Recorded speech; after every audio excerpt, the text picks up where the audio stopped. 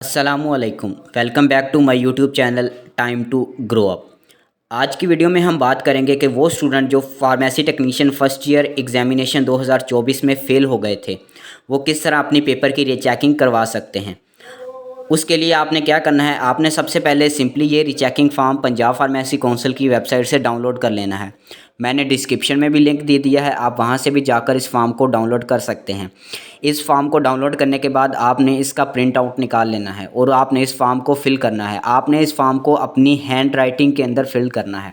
सबसे पहले आपने इधर कॉर्नर में अपना रोल नंबर लिखना है, वो रोल नंबर जो आपको एनटीएस की तरफ से जारी करदा रोल नंबर स्लिप पर लिखा हुआ था। इसके बाद आपने सबसे पहले अपना नाम लिखना है, फिर आपने अपने फादर का नाम लिखना है।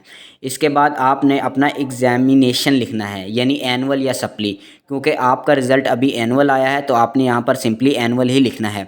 इसके बाद आपने यहाँ 2024 लिखना है। इसके बाद आपने डेट ऑफ रिज़ल्ट लिखनी है, यानी 10 सितंबर 2024 जब आपका रिज़ल्ट अनाउंस हुआ था।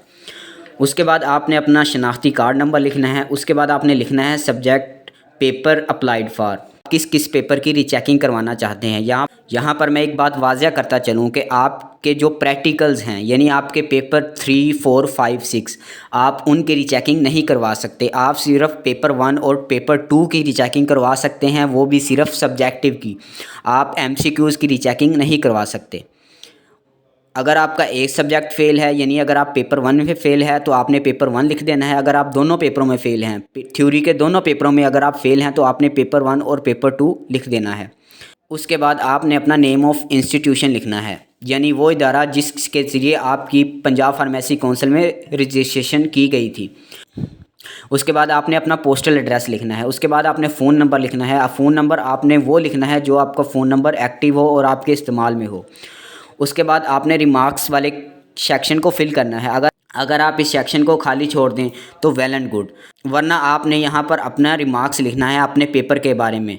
बैंक ड्राफ्ट से पहले मैं आपको ज़रा फॉर्म सबमिशन के बारे में बताता चलूँ कि आप फॉर्म अपना किस तरह सबमिट करवा सकते हैं। आपने सबसे पहले जब ये फॉर्म फिल कर लेना है तो उसके बाद आपके पास 3 ऑप्शन होंगे।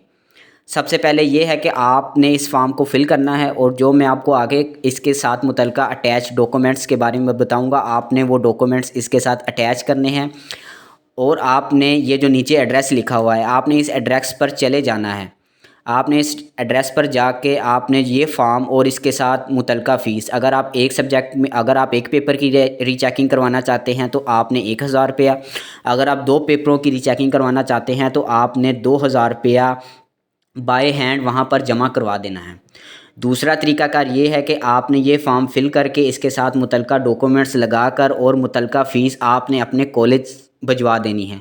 ये आपके कॉलेज वालों की ज़िम्मेदारी होगी कि जितने भी बच्चों की सप्ली का रीचेकिंग फॉर्म जमा करवाना होगा वो उनका एक ही अपने अकाउंट के थ्रू बैंक ड्राफ्ट बनवा कर पंजाब फार्मेसी काउंसिल में जमा करवा देंगे। नंबर 3 पर यह है कि अगर आप ये फ़ॉर्म ख़ुद पंजाब फार्मेसी काउंसिल भिजवाना चाहते हैं तो उसके लिए आपको सबसे पहले बैंक ड्राफ्ट बनवाना होगा। बैंक ड्राफ्ट आप सिर्फ बैंक के थ्रू ही बनवा सकते हैं, और आप जिस बैंक के थ्रू ये ड्राफ्ट बनवाएंगे आपका उसमें अकाउंट होना लाजमी है। फ़र्ज़ करें अगर आपका उस बैंक में अकाउंट नहीं है तो आप बैंक ड्राफ्ट नहीं बनवा सकते। उसके लिए आपको सिंपली अपने किसी करीबी रिश्तेदार या आपको किसी अपने करीबी दोस्त इसका बैंक में अकाउंट हो, आप उसके थ्रू इस ड्राफ्ट को बनवा सकते हैं। आपने ये ड्राफ्ट बनवाने के बाद इस ड्राफ्ट की कॉपी इस फॉर्म के साथ अटैच करनी है और अपने मुतल्लिका डॉक्यूमेंट्स को अटैच करके पंजाब फार्मेसी काउंसिल में ये जो नीचे एड्रेस लिखा हुआ है इस एड्रेस पर भिजवा देना है। तो जो आपने ड्राफ्ट बनवाना है, आपने उस ड्राफ्ट के ऊपर आपको एक चालान नंबर इशू होगा, आपने वो चालान नंबर इधर साथ लिख देना है। आपने डेट लिखनी है जिस डेट को आपने वो ड्राफ्ट बनवाया होगा, और नीचे आपने अमाउंट लिखनी है कि आपने ड्राफ्ट में कितनी अमाउंट जमा करवाई है। उसके बाद नीचे अंडरटेकिंग है, यहाँ पर सबसे पहले आपने अपना नाम लिखना है, आपने अपने वालिद का नाम लिखना है, आपने डेट लिखनी है जिस तारीख को आप ये फॉर्म फिल कर रहे हैं, और आपने नीचे यहाँ पर आपने सिंपली अपने सिग्नेचर कर देने हैं।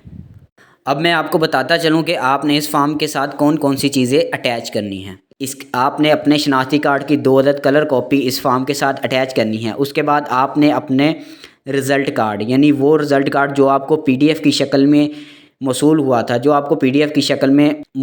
था, आपने सिंपली अपने रिज़ल्ट वाले आपने जिस पेज पर आपका रिज़ल्ट शो होगा, आपने सिंपली उस पेज का एक कलर प्रिंट निकलवा लेना है। उसके बाद जिस लाइन में आपका रिज़ल्ट शो हो रहा होगा आपने सिंपली उस लाइन को हाईलाइट कर देना है।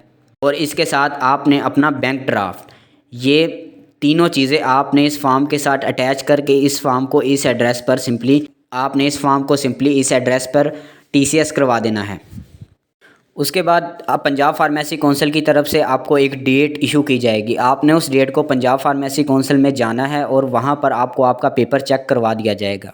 अच्छा, यहाँ पर मैं कुछ बातों को वाज़ह करता चलूँ कि वो स्टूडेंट्स जिनके मार्क्स 60 से 1, 2, 3, 4 या 5 नंबर कम है पासिंग के लिए, उनको चाहिए कि वो अपने पेपर की रीचेकिंग लाजमी करवाएं।